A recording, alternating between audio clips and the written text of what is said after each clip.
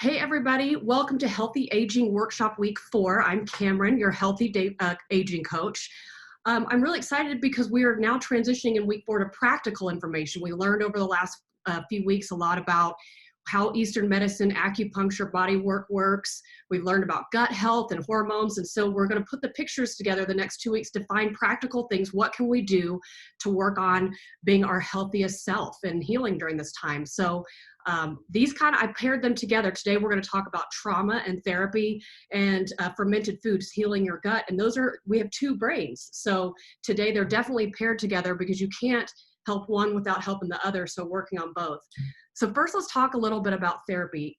I remember growing up in an age where therapy is kind of faux pas. It's embarrassing. It's like, oh, you go to therapy, you have to go to a therapist.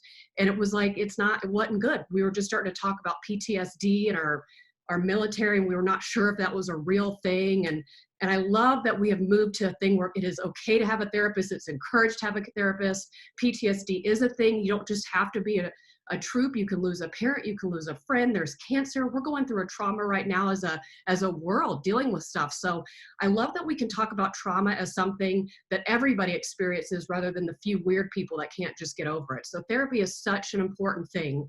And we have a treat today with Anastasia being here. She is a therapist. She runs 2 clinics with therapy, and she teaches other therapies about different techniques. So I'm going to unmute you so we can get to talk. And thank you so much for being on the call today, Anastasia. How are you doing? I'm good. How are you? I'm doing great. I'm excited to get this message out because I feel like the more we can talk about trauma as something that everybody experiences, I think that we can all find some compassion and empathy towards ourselves and one another. 100%. Normalizing this is a huge part of healing. I love that, normalizing. It's very normal to go through traumas. Wouldn't you say, can you just find trauma for us? Maybe just what is a trauma? Anything that has ever overwhelmed you, that has ever made your brain go into a state of hyper or hypoarousal, hyperarousal being fight or flight, or hypoarousal being I have to give up because I can't fight or flee from this issue. So a trauma can be anything that does that to your nervous system, and it changes the way that neurochemicals are produced and released in the body and can have lasting effects if not addressed. And so if you can think of it, the brain, the way it processes and takes in information, it takes in information in pieces. So we have our sensory information with sight, sound, smell, touch, taste, all of those things. And then we have the body sensations associated with experience. We have emotions, and then we have cognitions. And so when we experience something, we take that information in fragments. Our brain is supposed to be able to mix that up and file it away so that when you recall an experience, it doesn't have the same emotional charge, good or bad, that it did at the time. But when we experience something that's overwhelming, that has caused us to either stay in overwhelm or to shut down at some point, the brain is not able to take that information in and process it. So what happens is we either stay in the state of hyperarousal, which is supposed to, and it could be just a little bit of hyperarousal, but any state of hyperarousal for a prolonged period of time, or shut down for a prolonged period of time, wreaks havoc on the nervous system and then the body, including the digestive system. Is true. It's crazy. I really like just defining trauma as rather than something. I mean, to me, when we can put examples, when you lose somebody to cancer, you go through a divorce, a horrible breakup, it can be anything. But yes, really realizing that it's something that's happened to you, something around you, and it changes the way our brain works. It's nothing you're doing wrong or anybody else is wrong. It's how our body is responding to a horrible situation. Yeah, and it can be we need to talk about the covert trauma too. So there are things that happen, there are also things that don't happen. So if we weren't loved enough, if we weren't nurtured enough, if we didn't receive messages that were positive and instead received either no messages about who we're supposed to be, or our innate goodness, or if we receive negative messages about ourselves from the world or from our families or generationally. Those are all traumatic events that need to be processed. And we're not always aware of those things. I have a lot of people who come in for depression and anxiety who actually have extensive trauma histories, but it's a lot of covert traumas that have then added up. And I always tell people, you're not in therapy because you're crazy, you're in therapy because the world is crazy and because you've had to adapt to the world. So none of us gets through life unscathed. It's just not possible. The world is what it is. And so when we can have some assistance with that, it can make all the difference in being able to function at our maximum potential. I love that. I feel like understanding it's how we process. My stepson has this shirt, and it's a brain, and all the wires are connected together. And it makes me realize how important it is to get the wires right, to help plug in and realize like, hey, I thought of this like this, but I need to process this. I need to go through this with somebody so I can reprogram my wires so I'm feeling better. And it's not just the connections, but how our body is handling that situation. Yes, absolutely. So that being said, we know what trauma is. Trauma is something that we experience, and it causes our body to have a reaction, whether we're going into anxiety, hyper mode. That's how I kind of get when I'm dealing with stress. I get really anxious and I'm on overdrive. I'm in the fly or flight mode. And then some people go into a processing mode that's slower, a little less movement and things like that, maybe more depressive. Would you call like those two terms? I like hypo and hyper, but like terms that we know, little anxiety, some depression, kind of those are the two things you're talking about. Yes. Awesome. Mm-hmm. So what is therapy then? What is a little bit of the history? How would you, if somebody asked you, what's therapy? Well, the way I do therapy is all about, everybody does therapy a little bit differently. And I'm not going to say that my way is superior to anybody else's, but I've been in practice for 14 years. And what I have noticed is I'm always looking for what is the thing that's going to be the most effective and get people through. So I use approaches in first identifying what were the precipitating events that led up to what happened to you that led up to the adaptations you've had to make to function in the world today. And my approach is based on Francine Shapiro's adaptive information processing model. She also developed eye movement and reprocessing. So that's my model. And what we're doing in that is we're taking those fragments I talked about earlier, which are the sensory, cognitive, emotional, and body sensation components of memory. We're having a client focus on those things, and we're engaging bilateral stimulation, which is stimulating the right side of the body and then the left side of the body, whether that be through eye movements or tactile stimulation or auditory stimulation. And the theory is that if we can stimulate the entire brain, those information processing parts of the brain will then start working the way that we needed them to in the beginning. Now that the client is in a safe space in my office, and we can do so safely, we can have the brain start working and essentially digesting that information so that the things that happened and didn't happen don't have that same emotional charge eventually, and the person is able to then function at their full potential. And so that's the way I do therapy. But essentially, when we're talking about therapy, one of the most important components is having somebody who can hold space for you to feel what you need to feel. Because we are social beings and we're tribal by nature, we need other people, and we do not survive in the world well without them. People are noticing now with social isolation, they're more emotional, they're struggling more. They can't really even pinpoint. I've been talking to friends who have been saying, I don't even know why I'm crying all the time. And I think it's because we're tribal by nature. We need other people to help us to get through things.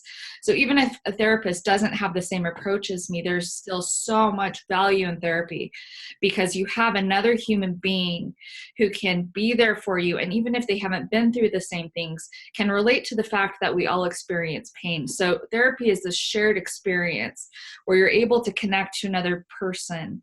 And even if you don't say everything that has happened, be met with an empathetic response, and perhaps that is the repair that is needed. And so I see therapy as a reparative process where two people can come into a room, and there are skills that we give people and they're very helpful, and different techniques such as EMDR are very helpful, but where it really, what the basis of it is really, I think, that human connection. And what I love about therapy, I've been to therapy several times in my life. I've been through different things. I've lost a mom to cancer, different divorces, all kinds of fun life stuff. And what I always found is coming out of that, it feels like my brain, I can reprogram it to not think the way I was thinking. And it helped when you're not thinking that way. Not only do you feel better in your mind, but you feel better in your body, because we've talked over the last few weeks here and there, when you are in flight or fight syndrome, meaning anxious, you're not, doesn't matter how well you eat. It doesn't matter like how many runs you go on and things like that. You have to get that right in your brain. You have to get that brain settled down, because it stimulates your whole body into, it can stimulate irritable bowel syndrome and all like anxiousness and depressiveness that comes also in the gut. So I like what you said. It kind of like shakes up. You use all different types of stimulus to kind of reprogram your brain and talk it through with somebody. And it's helped me immensely in my life. And I would like to talk a little bit more about your specialty and the technique you use and what does that mean? Just a little bit more into depth about EMDR, right?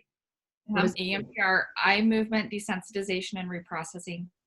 So it started with Francine Shapiro figuring out that moving someone's eyes back and forth as they thought about an adverse experience helped them to then feel better about it. Not feel better in the sense that it's okay that it happened, but for distress to actually dissipate when thinking about something stressful. So the first people who experienced EMDR had PTSD, and the rate of cure of PTSD with EMDR was extremely high in the first studies, and that's continued to be true throughout. What we have found is because adverse life experiences are also traumatizing, so it's not just war or a horrific car accident or something that's obviously a trauma, we then get, because we get messages, because we have these adverse life experiences, because we have ruptures in attachment, we have all sorts of presentations. So we have people who have eating disorders, dissociative disorders, who have to disconnect from themselves and the world to survive. We have people finding all sorts of way to cope through addiction, who develop phobia and anxiety disorders because of what they learned, usually early in life. And so what we have found is we're doing, the people researching in this field in EMDR are doing brain scans pre and post EMDR and finding changes in the brain. And what you're talking about, Cameron, is neuroplasticity, meaning the brain is able to change and repair itself. But we do need assistance for that. And I found that EMDR, all therapy is good when ethical and following ethical guidelines, and true therapy is good, period. But what we're finding is EMDR is a faster way through therapy to harness neuroplasticity so that people can heal quicker. It doesn't mean that it's a quick fix or a Band-Aid. It means we're healing from the inside out, from the bottom up, through the body, and then through the midbrain, and then through the frontal lobe, so that we can change patterns of thought, so that we can change the reaction that your body may have when you think of something that's very triggering. And so we're finding that process can take place much quicker because we're harnessing the brain's natural innate ability to heal with bilateral stimulation. So it started with eye movements, but then there was a blind client, and they thought, okay, well, we need to figure out a way to help this person. And so they started tapping on this person. I don't know if they were tapping on that person's knees or hands, but then they found the same effect with tapping. And then as research has continued, we've learned that auditory stimulation, having a beep in the left ear and the right ear, or sound right and left, can also be very effective. And so it's taking therapy and putting it at a much higher speed. I'm still working with people for a long time because my actual specialty is working more with complex trauma. So we have more traumatized memory networks to work through than we would otherwise. And so I'm still working with people for a period of time, but it's much faster than it would have been otherwise. That makes sense. We're having a little technical difficulty. I apologize for that. I'm not really sure, but I I think think, somebody unmuted themselves. okay, trying to work on that. Well, no, what we talked also last week in Eastern medicine with acupuncture and how we want to stimulate our whole body. We put points, like maybe your thyroid, you start with points at the feet and go all the way up, and we're trying to stimulate the body, get everything flowing. And so I like that this type of therapy style, I have not experienced it myself, is also trying to get the body stimulated to reprocess and let go. So that's really cool. I didn't actually know that about that type of therapy. It's been a game changer. It completely changed my practice. And people who could only get to a certain point in therapy, I could take them to a certain point with talk therapy. It was valuable. It helped people, but I couldn't talk their bodies out of feeling something that was stuck. So it was a game changer for me. And I've experienced EMDR as a client as well. And it's incredible, the transformations and the changes that happen with it. Well, So I think about, you get out of a breakup, or something really traumatic happened, or you lost a family member. You think those are the obvious times to go to therapy, but oftentimes when traumas are left untreated, per se, you don't realize how it manifests in your behavior. I think back to when in my early 20s, I was involved. There was a neighbor in a fire and next door, and it triggered such anxiety in me and OCD. I started over the next few years really expressing OCD, like I would have to touch things and make sure the nut like lock. And I was so worried about fire, and I didn't realize that those behaviors started then, and over the years just got compounded. It got worse, where I just all the counting and things like that. And when I went to a therapist for the first time, when we dug a little bit, I realized those anxieties, and just talking about and thinking about them, they just kind of naturally went away, because I was able to heal my body and my brain and really reprogram the way I thought about everything. And I didn't have those. I don't do them anymore, but I can tell.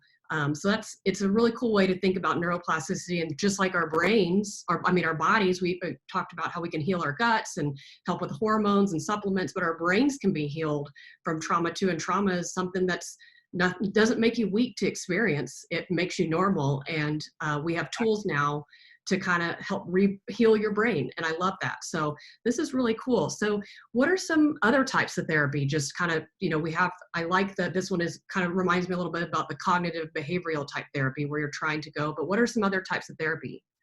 Yeah, so cognitive behavioral therapy is another one where we go top down instead of bottom up. So EMDR is about healing like from the lowest levels of the brain that are connected to the body, and then going up through the emotions and the cognitions. And then you have therapies like CBT and DBT, so cognitive behavioral therapy, dialectical behavior therapy. I use both.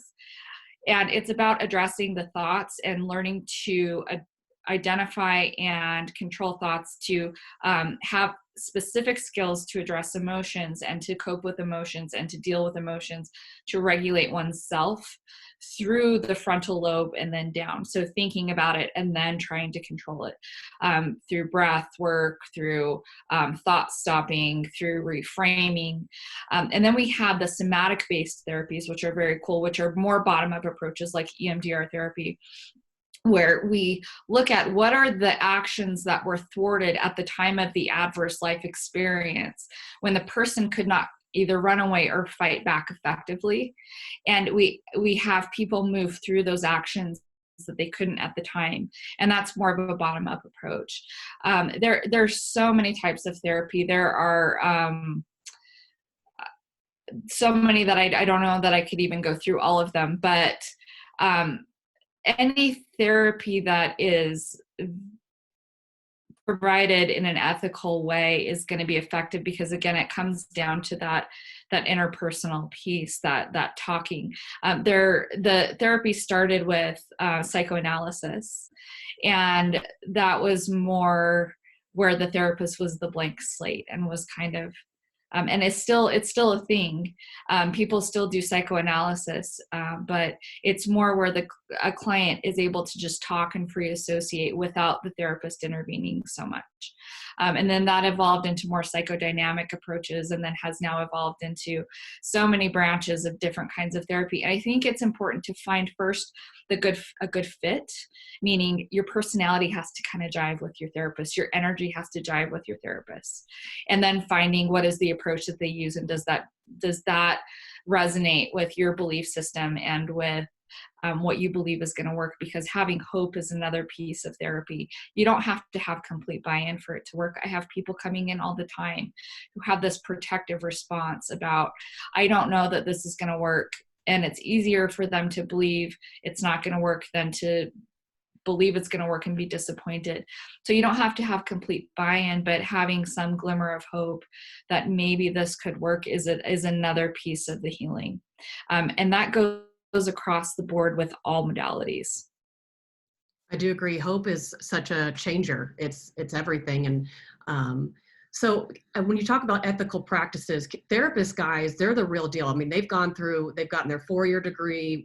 I want to ask a little bit about education in a minute, but they're bound like doctors. When you go there, they can't go out and tell, they can't go tell on you. They can't call, your husband and say this or do this. This is your person. This is somebody that is there to listen to everything you have to say, weird, good, bad, ugly, and that isn't going to judge you, that is there to help you. I think therapists, there's different colors of personalities. Are yellow. They're the givers. They're the lovers. They're the people that want to connect and truly want to help you. So, and not only that, they're very well trained. Can you talk a little bit about your schooling and what's it take to become a therapist? So you do your bachelor's degree. So the minimum is do your bachelor's degree, and then you need to do at least a master's degree. And some people go on to get their PhD. But postgraduate school, you have to have a license. And so you need to be state licensed. So when you're looking for somebody, make sure that they have a license by a state first.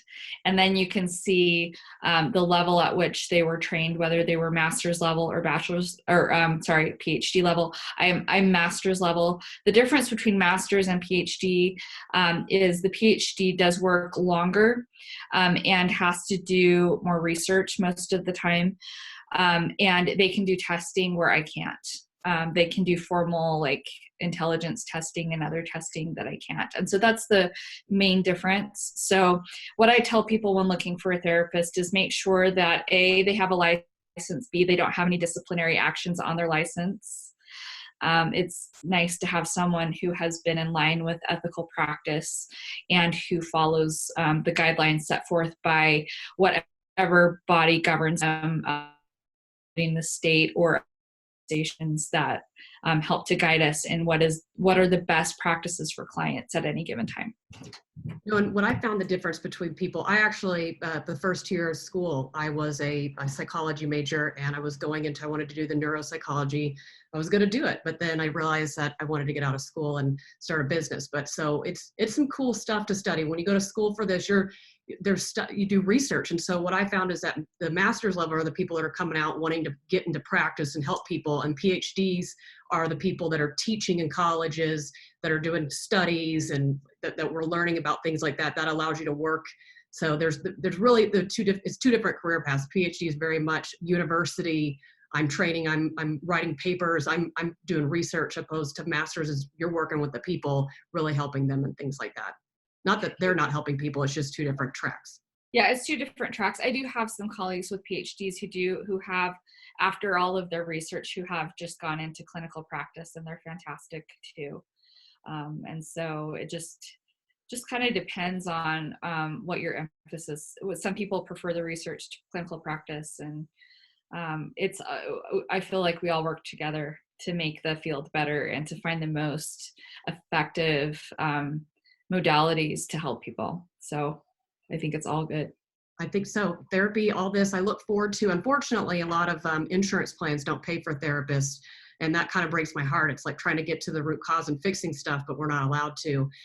So, if you're going out to find a therapist, what if somebody says that they want to go, you've been through something, or it's time, you want to go talk to somebody, how do you recommend somebody find a therapist?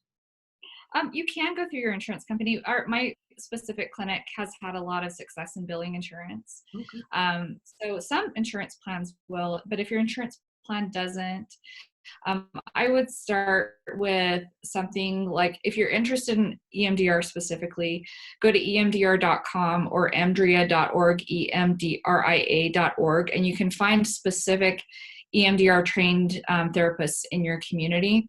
And you can go that route. Another good option would be Psychology Today has a list of therapists in your area as well. And you can see their specialties, whether they take insurance or not, if they have a sliding fee scale or not. Sometimes it says what they charge, but you can call and find that information. And also goodtherapy.org is a great resource in looking for therapists in your area.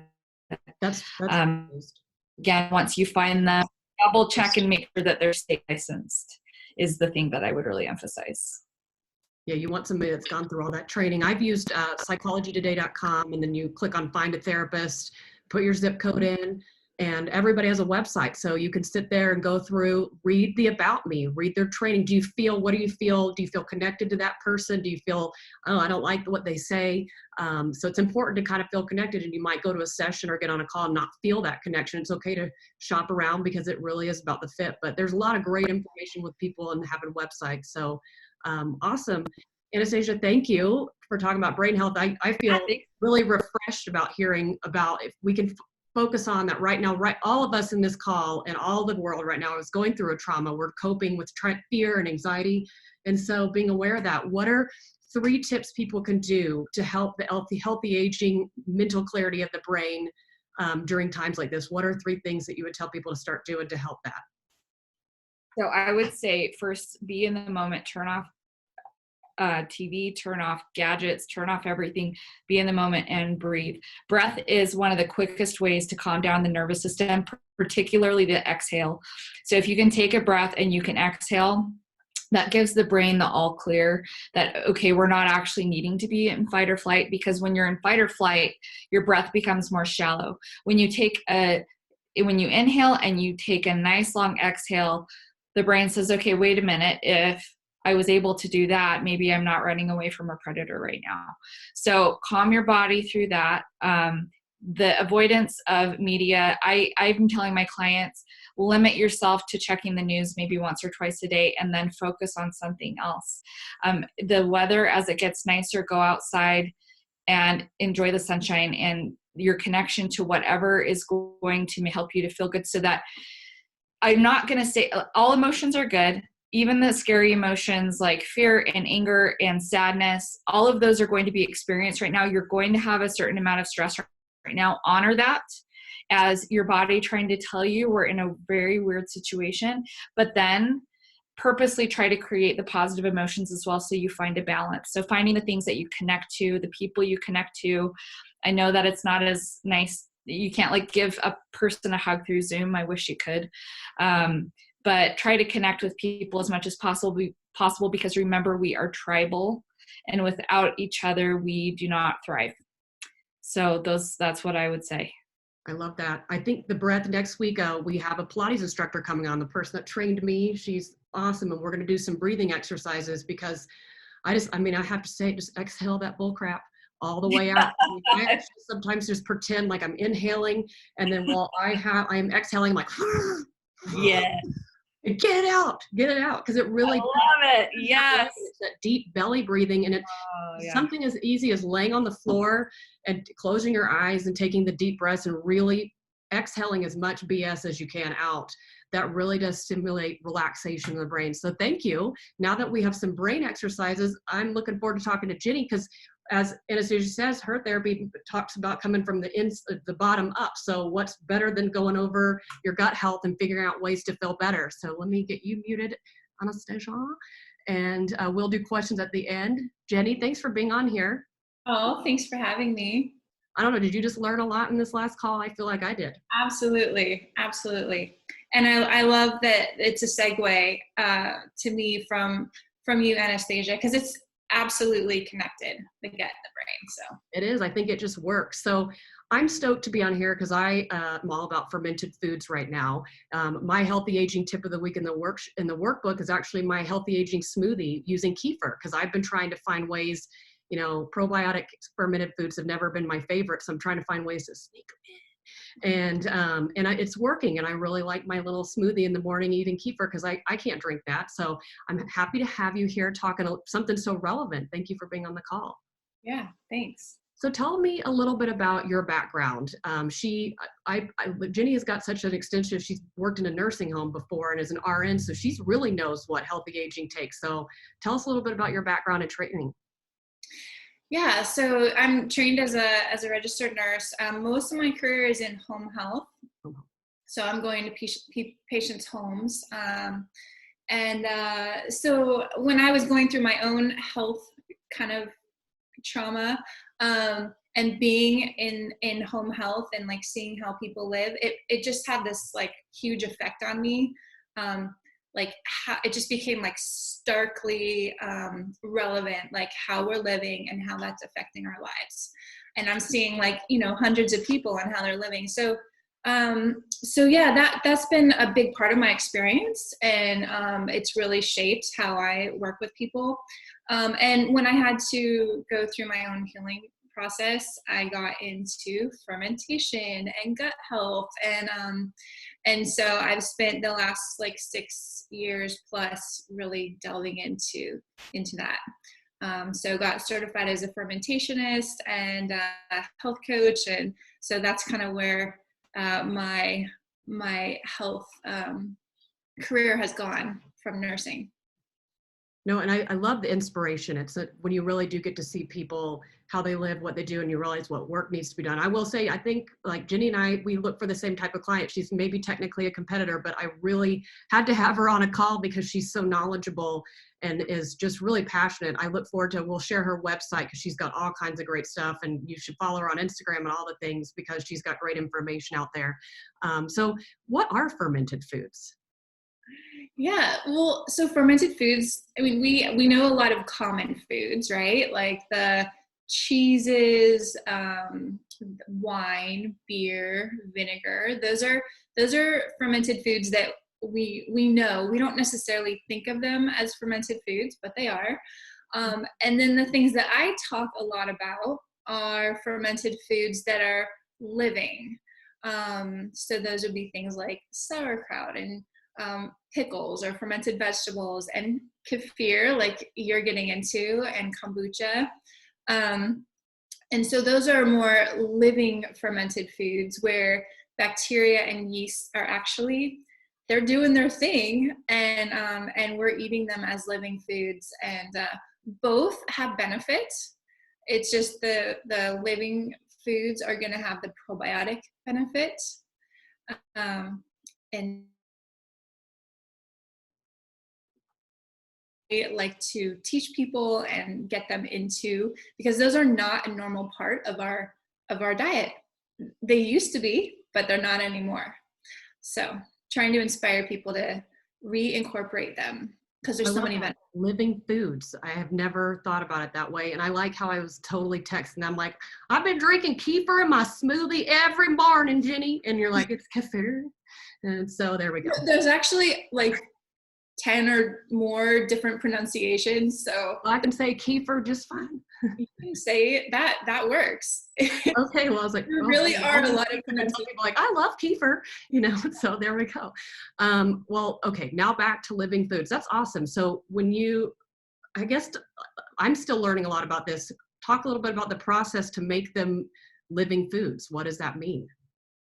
Okay, so in terms of the fermented vegetables and the drinks, like the kombuchas and the kefirs, we are creating an environment, okay? And just like when we're trying to balance our gut, like we're creating this environment, and it has to do a lot with the pH. So when we're talking, for example, about fermented vegetables, we're doing a mixture of water and salt. That's going to ultimately create a pH level that the beneficial probiotic organisms that we, if we were to buy a capsule of probiotics, we would, find similar probiotics in our fermented foods.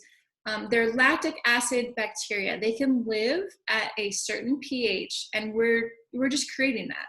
We're creating that environment with this certain ratio of water and salt.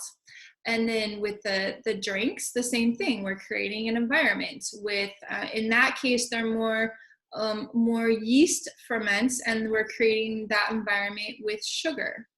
And so that's a whole different process, but ultimately we're getting beneficial bacteria and yeast because they can live at these environments that are being created.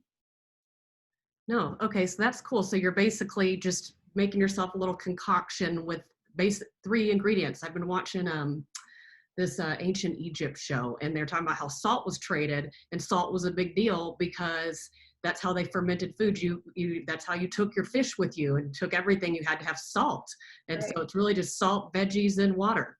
Yep. It's super easy. You just need to have the right ratios, The right and you need to have the right environment. So, besides having the salt ratio, you want to keep it not in direct sunlight and a certain temperature, usually like room temperature is fine. Those things that, we can logically just guess that would, make it successful. And it's pretty simple when you know those things. Awesome. And at the end, I definitely want to go over like where people can get connected with you to get those simple things, because she provides this information. So you could, with cabbage, salt, and water, make your own sauerkraut, which is cool. So what are the history of living foods? We talked about wine's been around for a long time. When did people start realizing that fermenting cabbage, for example, or veggies was like good for you? Yeah. Fermented drinks like wine, and just beverages in general, gosh, I think it's like 6,000, 7,000 BC, that those were, there's a history of those being produced. And then it wasn't until our agriculture started to be more developed that fermented vegetables started to happen. So maybe like 10,000 years ago. And it's became a mode of preservation for people. People did not realize the health benefits of fermented foods until probably like the late 1800s, early 1900s. And then they might have been in style for a little bit. And then there's some research I think it was a researcher at Yale who discovered that the probiotics in like kefir, for example, they didn't necessarily survive, or something like that. And so he determined that, well, if they're dead, then they're not beneficial. That's actually not necessarily true. You can actually get benefit from probiotics that are not living. But Louis Pasteur, he's fermented world, because he discovered that it's not a chemical process that causes like the sourness of milk, for example. It's a bacterial process. And so that's where pasteurization comes from. So he's a big part of the fermentation history, but it's really more recent that we've, started to understand how the health benefits of fermented foods are really impacting our lives and our health. It's just crazy to think that like back in the day, a long time ago, that somebody was like, you know what, I got salt, water, and this vegetable. Let's go with it. And then now, fast forward, we're finding out how much it can heal our guts. So, there's some interesting history. Just a few things like kefir, for example. You might like to know this because you're drinking it right now. So the history of the grains. I'm not sure if you're making it yourself with the grains, or you're buying it, but if you get the grains, which is the culture, it's a bacteria and yeast culture, that they were actually it was like in the, I actually couldn't tell you years, but like in the Caucasus Mountains, when they're like nomads were crossing, when they're in their sheepskin bags or whatever, they, bring milk with them. That's how the grains started to develop. And so those grains that are like the original grains have been passed down like generation to generation. So they're not reproducible. Those grains that were, just developed have been passed down all this time. And so they're would you say they're ancient grains? It sounds like ancient grains. Yes. So what we're drinking now is grains from way back when. Yes. Yeah. Kefir grains are, the water kefir grains are a little different, but the milk kefir grains, they're just descendants of the original grains. That is crazy. That's awesome. So tell us a little bit about how eating probiotic rich living foods, kraut, kefir, all that stuff is different than popping a capsule. Okay, so the benefit of the living probiotic foods, well, they're actually both beneficial. Okay, the thing with the probiotics you buy on the shelves is you want to make sure that they're, you know, a reputable, you know, brand, and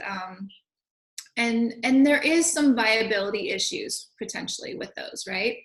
So with the living probiotics, you absolutely know that they are living and they're producing byproducts. Those are the things that we really get the benefit from, is what they're producing. So when they're living in our sauerkraut and then we eat them, so not only have these bacteria and yeast, they've broken down the foods for us, so that we can more easily digest them, but they're producing byproducts that are more bioavailable to our cells. So those could be vitamins and minerals and enzymes and fatty acids, organic acids, and these are things that are going to nourish our cells and help us not only with our mood, but our nutrient status and our gut lining. We need those fatty acids to keep our gut lining super sealed and healed, and those are amazing benefits, right? So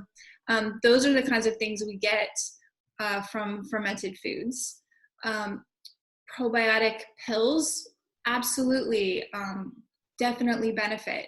So one of the things that I really love for people to supplement with are the soil or the spore forming probiotics, because those are things. I'm sorry? Can you explain what those are as well? Yeah, so those would be probiotics that are well, so a lot of us are not exposed as much to the soil. We're not always in, you know, outdoors or gardening, maybe like our ancestors were. So this is a way for us to get those organisms that actually really help to, they kind of are like they are like bodyguards in a sense. They kind of help to, like we're talking about the balance, the ecology or the environment, they help to bring balance to our environment in our gut. And so that's a really important component of in our lifestyle. So if we're not out in nature getting those organisms, we want to supplement with them. So what are the differences between spore-based and like how they're made and harvested in a capsule, spore-based, dirt-based, and the other kind, I guess, the kind that are, I guess, lab-based? Well, it's just the way that it's the organisms themselves and the environment that they can tolerate. So like a spore organism is, the reason it's called a spore organism is because it has a protective shell around it, and it is going to survive, for example, can survive a very long time. In fact, some of those species have survived like millions of years, literally. And so they're actually what we call biphasic, which means they can survive not only in nature, in the soil, but they can survive in our gut. And they're organisms that we have just assimilated. They're part of our gut flora. So they're going to be, I guess, okay, so how are they different than like lactobacillus, bifidobacteria, those types? They require a different environment. They're just different organisms, but they both have a absolutely necessary and beneficial effect on our health and our gut balance, because they're producing, and they have different jobs. Maybe that's the way to put it. They have different jobs. And so some organisms are producing like vitamins, like B vitamins, which is super crucial for our energy and mood. Or some organisms are producing acids. And then there's other ones that are just kind of like rearranging things for us, rearranging the ecology of all the other organisms, because we have to have a certain balance. And that's the bacillus and the spore forming probiotics. That's kind of something they do really good at. No, that makes sense. So everything, probiotics, guys, are like seeds. You take them, and there's all different kinds. Think about birdseed. If you look at a handful of birdseed, there's all different types of seeds. So you want to take all different types of seeds for your environment, because one, their byproduct, or I like to describe their poops basically, or farts. They let off awesome things that help your body, different acids that help repair this cell, or different enzymes that are going to break this down. Or some probiotics produce antibiotics and antivirals. So Absolutely. what Jenny's trying to say is like diversity. It's important to have, correct me if I'm wrong, you do want to have the probiotic rich foods, and we'll talk a little bit how to incorporate more. And you do want to take probiotics in different kinds, because you want to take different kinds of seeds, because you don't want it just one thing. You want multiple things to give your body all different types of things. Yes. So that the word you use that's like super crucial is diversity. Absolutely. Everything you said is 100% on. And yes, we want that diversity because we want all the different, all their different byproducts, their poop, whatever you want to call it, because they're doing different jobs. And so the way that we can promote that, actually fermented foods can promote that. Just vegetable ferments, they are in and of themselves have fibers and carbohydrates that other bacteria can feed on. So that's, they're prebiotics and probiotics in and of themselves. No, that makes sense. Prebiotic is such a new buzzword in the gut health. It's basically food for your probiotics. Your probiotics are living. So if you put them in your gut and they're hanging out in your gut and you're eating like not great things, you're not giving them good food or fertilizer to grow. And so prebiotics are basically the food your probiotics need to eat to make you even happier. So you're feeding what needs to be living in you. So that's why fiber is so great. That was a healthy aging tip a few weeks ago, and just giving those good guys the food it needs. And so when you eat like fermented vegetables or sauerkraut, you're getting fiber and other things. So you're doing like a like a total healing while supplementing with probiotics to help the community inside your gut for a lot more. Yes. Exactly. Yeah. So definitely eating fruits, vegetables, grains, legumes, really, really crucial. And having a variety of foods that because each different bacteria is going to feed on different foods. So we really want diversity in our diet and in the probiotics and the just general flora in our gut. Nope, that makes sense. So let's talk about implementation. Right now I'm at the phase, I look forward to making my own kefir, but I'm not, that too, but also my own fermented kraut and vegetables and things. But right now I'm buying a good quality one. I like farmhouse culture because they've got guys like, there's this sauerkraut that's got dill pickle in it, and I make a vegan mock tuna salad and I put that all over it, and it's so good. And so I love that. You can just like top sauerkraut on sandwiches or salads, but like, what are ways that you help your clients incorporate, whether it's store-bought or homemade fermented foods? Foods, yeah. Exactly what you're doing. So putting them on salads, putting them, usually some people get intimidated by fermented foods because they can be sour, and that is not always something that's palatable for people. But what I tell people is you don't need to eat very much, first of all. And also, I'm sorry? How much do you need to eat? So just for example, like a sauerkraut or fermented vegetable, you just need like a tablespoon or two. A day? You're getting a lot of probiotics when you do that. It's way more efficient than the pills, right? The supplement pills in terms of the count of bacteria and probiotics. But yeah, you don't need very much. You just need a tablespoon or two, and then Same with the kefir and the kombucha. You just need like a couple ounces. And, you know, maybe you're doing that like a couple times throughout the day, like with your each meal, you're doing like a tablespoon of something. And of course you can do more than that. I don't suggest people do like a lot more. Someone was asking me the other day about the sodium level in fermented foods, and because her mom wants to eat like a whole big jar, but she can't eat that much sodium. I'm like, but that's way too much. She likes to eat it as a meal, but that's too much. I mean, that's a lot, right? I imagine that you might have some byproduct after eating a jar. Something.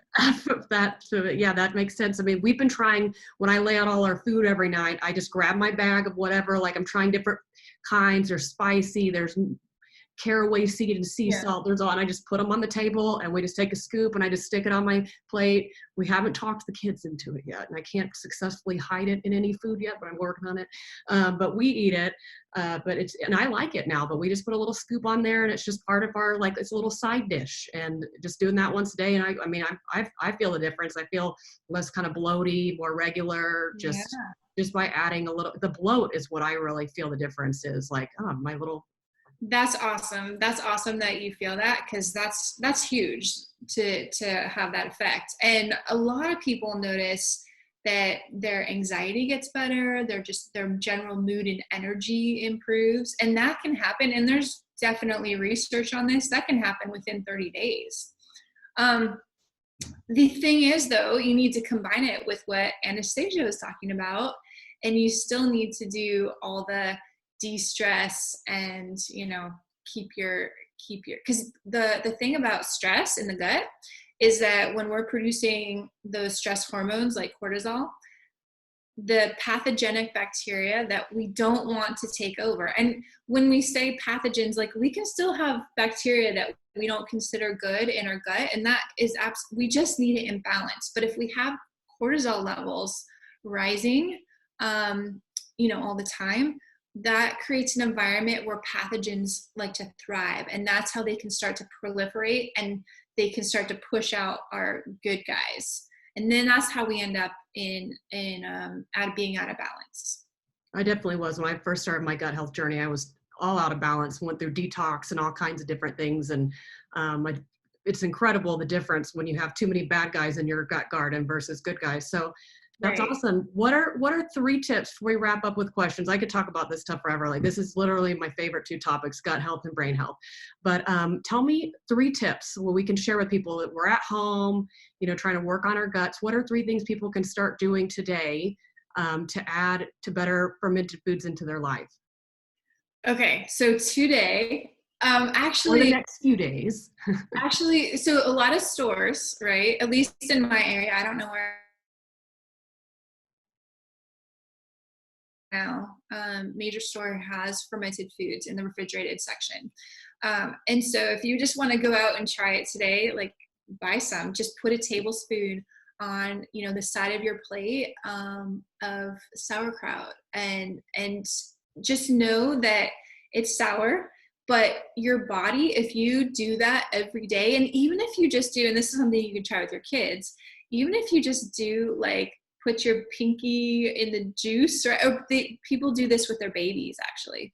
They'll put their little pinky in the juice and then let them suck on it, and eventually your body starts to recognize, like, oh, this is stuff that I really need, and it actually, your body, a lot of people say they start to crave it.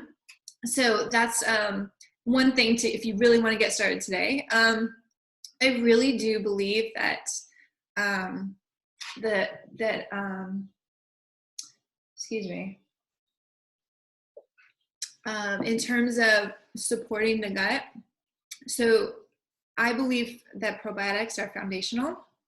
And so whether it is fermented foods or a supplement that, you know, you get, you know, a recommendation for, because there's a lot that I wouldn't recommend, but, you know, start doing, like, putting that on your daily part of your daily life, and just notice how you're feeling, and It does, you don't have to do a lot right at once. You kind of want to like build up to, I mean, a lot of people, like myself included, I take a lot of probiotics. But you don't start that way. Just start slow and gradually increase. And then what else? The de-stress. I don't know. I know it's not specifically fermented foods, but I just feel like you need that component in combination with doing these supplements. Like it's just so crucial to like do that, and they really are complementary. And you can only get so far if you don't do the de-stress part. I absolutely agree with that. I feel like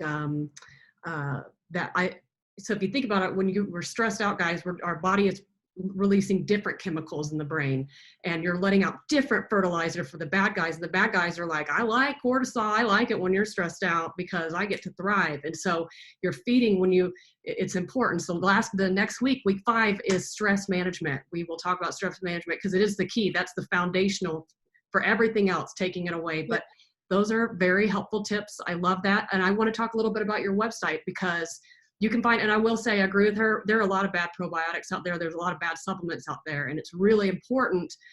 We had Dr. Grace on the first time, and reputable probiotics. Jenny also works with Dr. Grace, so in the gut health community. And can you tell, what can we find on your websites? I will tell you can find, she does have probiotics on her website, and you can trust all those brands she takes. I take them as well, and you can get them right from her if you want to, because they're right on her website. And what else can we find as far as fermentation courses and all kinds of good stuff?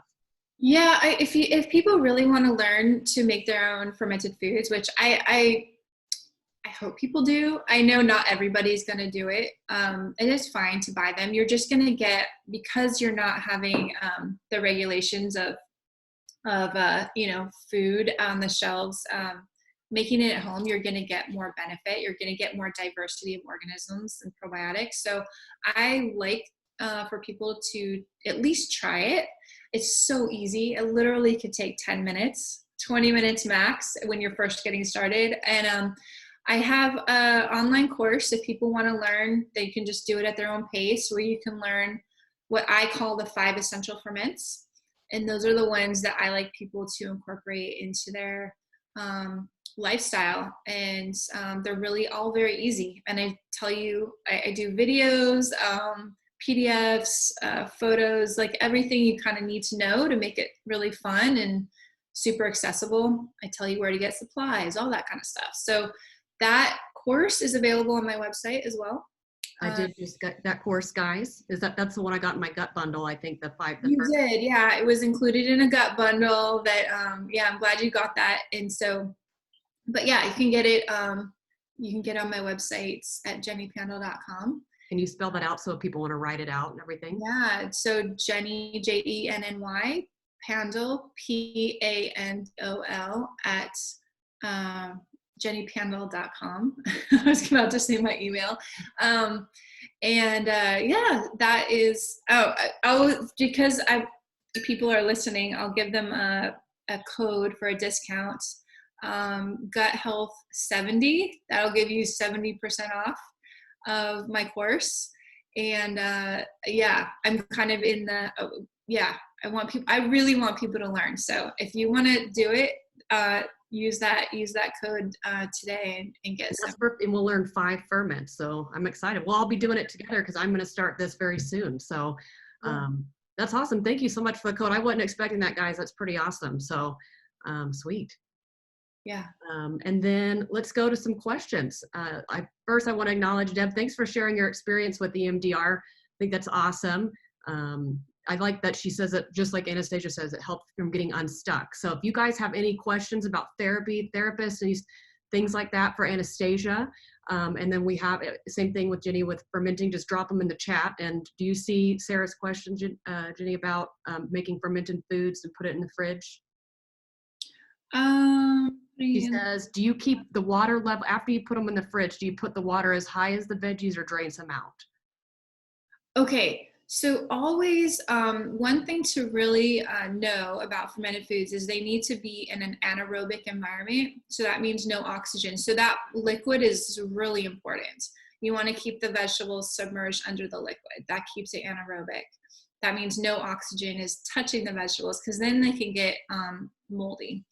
So, and the fridge is fine to store them. They will last outside of the fridge for quite a while, but definitely longer in the fridge, because it's totally slows fermentation time. But you want to wait till it gets to the peak, which is about like 2 weeks. You want to get, that's when you get to that really good pH where the absolute most beneficial organisms are living. So I wouldn't put it in the fridge much before that. Sounds good. If you have any, Anastasia's about to duck out. She's got a client. She did this on her lunch hour. So I can follow up with any questions you guys might have. Thank you, Anastasia, for being on and taking the whole hour. I appreciate it. Thank you for having me. It's been awesome. I learned a lot from you today. Thank you. Yeah, thank you. And thank you, Jenny. That was awesome. Oh, you're welcome. Yeah, let's do the course together, Anastasia. Yeah, heck yeah. So as far as the if you have candida, the one thing that I would stay away from is kombucha. I will say I can attest that I've suffered with candida when I was going through die-off. Man, and I drank a kombucha, it just makes it worse. Yeah, it makes it worse because it's a more yeast-heavy ferment. And then so maybe stick with kraut and kefir, but just stay away from like the yeast-based. Yeah, so with candida, the fermenters are going to be the most beneficial. Okay, good to know. Because they're going to have those like the probiotics that have like the anti like pathogen kind of byproducts. Okay, and then the 7 to 10 days, that would be okay. And I'll tell you, like for my cucumbers, that's the one thing I'll put in the fridge after like 5 days, because I really like to slow them down because I don't like them mushy. So, but yeah, I would say I wouldn't put them in the fridge in general before 10 to 14 days. There's no reason to put them in before then, because you really do want to get them to that level, that pH level. So I don't know if there's a specific reason you're doing that. Maybe something I'm not thinking about. But yeah, 10 to 14 days is okay. Okay. Awesome. Well, guys, I hope you enjoy. I'm doing this course to do fermenting. I think that's one thing that you can add in your healthy aging longevity wise, is incorporating fermented foods as many times as you can, as much as you can in your life every day, longevity. And I do believe probiotics have changed my life as well. And so diversity, there's all different great kinds on Jenny's website, or Dr. Grace from the first, and just, you can trust them because they come from really great labs. They're tested. Yeah. They're not, you know, it's important. Yeah, absolutely. That is a really crucial point. So EMDR is eye movement. Oh, I'm going to have to Google that one. I have not experienced that one, but it's EMDR means eye movement desensitization and reprocessing. So I think what the basic is trying to reprocess what's happened in a better light, but using different techniques. But it's eye movement, desensitization, and reprocessing. Well, if there's not any other questions, thank you again, guys. I hope you've enjoyed this. Next week, we'll be on stress, and we'll be talking about budgeting and finances, because that's a root of a lot of stress. We have an expert debt payer offer coming. I don't know what kind of title you have with that, and just great tips. And we're also going to talk about stress management. A top Pilates, like one of the top Pilates trainers in the United States is coming, and we're going to talk about using breath to help cleanse that. So it's a lead-in. Thank you again, everybody, for being here. Really, really appreciate it.